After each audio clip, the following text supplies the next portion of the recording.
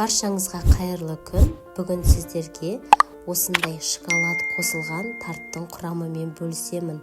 Бұл тарттың құрамы ешқандай пісіруді талап етпейтін, әрі жұмыртқасыз тарттардың бірі. Ең алдымен 150 грамм құрғақ печеньені блендер арқылы өткізіп аламыз.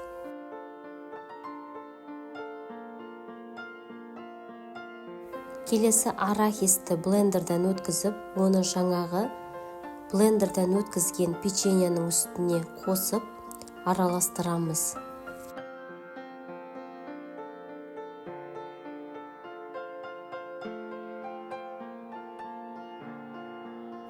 Енді 100 грамм сары майымызды ерітіп, оны жаңағы блендерден өткізілген печеньенің үстіне құйып, жақсылап араластырамыз. Бұл печеньені осындай кондитерлік қасықпен немесе қолмен де араластыруға болады.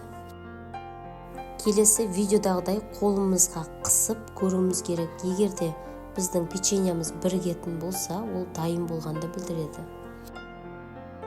Келесі осындай кекстің формасын дайындап аламыз. Оған жаңағы дайын болған печеньені қасықпен формамызға салып шығамыз.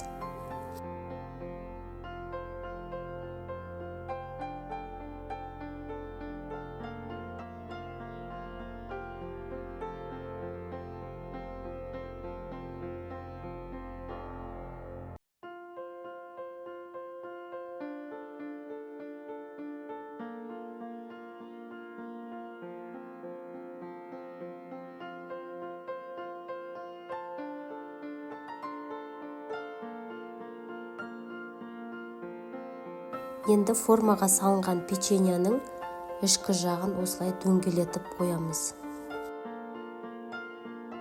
Келесі 90 грамм арахис қосылған шоколадты осылай ерітіп аламыз. Водяной баняда да ерітуге болады, және оның үстіне 5 миллиграмм сұйық майды құйып, жақсылап араластырамыз.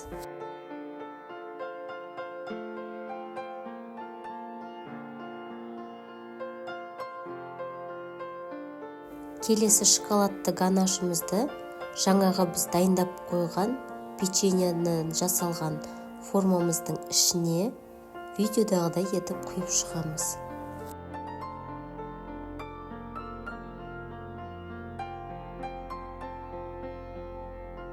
Келесі тартты морозильникқа 30-40 минутқа қоямыз.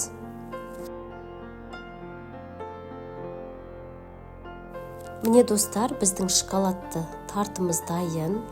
Өздеріңіз видеода көріп тұрғандарыңыздай, ешқандай пісіруді талап етпейтін, қараңыздар, өз формасын әлі де сақтап тұр.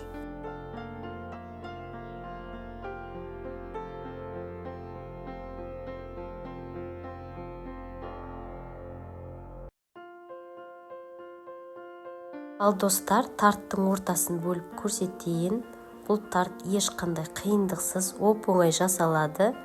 Үйдегі бар затпен жасауға болады. Достар, мені қолдап, маған тіркелуді ұмытпаңыздар.